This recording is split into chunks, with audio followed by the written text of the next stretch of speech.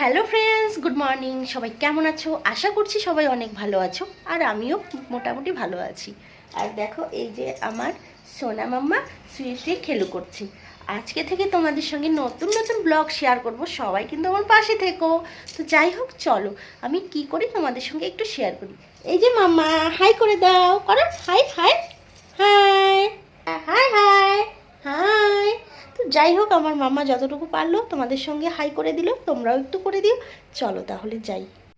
তারপরে দেখো, সোনা মামামকে ঘুম পাড়িয়ে দিয়ে আমি স্নানও করে নিয়েছি, আর বাবা লোকনাথকে একটু পুজোও করে নিয়েছি।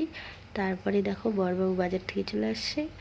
আর চলো রান্নাঘরে বাজার থেকে কি কি নিয়ে আসা হয়েছে তোমাদেরকে দেখাই। এই যে দেখো, এখানে মাছ, আর এখানে দেখো সবজি, ফল টল, সোনা মামামের জন্য আপেল, কলা।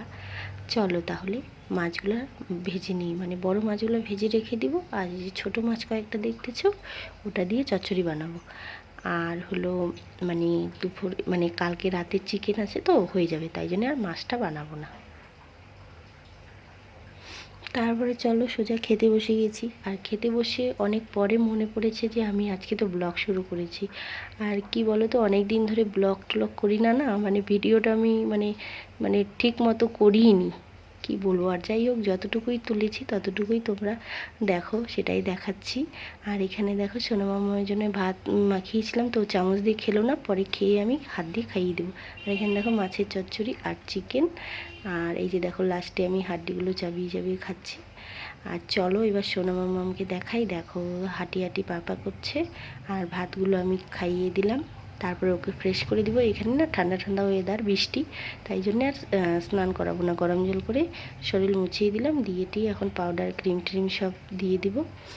আর ওনা খুবই মানে ঘ্যান ঘ্যান ঘ্যান ঘ্যান এইসব টাইপেরই করে, মানে মানে যখন থেকে জন্ম হয়েছে তখন থেকে একটু কেচের মেচের করেই, কোনো কিছুই মানে শান্তভাবে না, ঠিকভাবে না। আর আমার পিছন তো এখনও পর্যন্ত ছাড়ে না, এত লোক দেখলো, এত কিছু হলো, ঘুরে আসলো বাড়ি থেকে।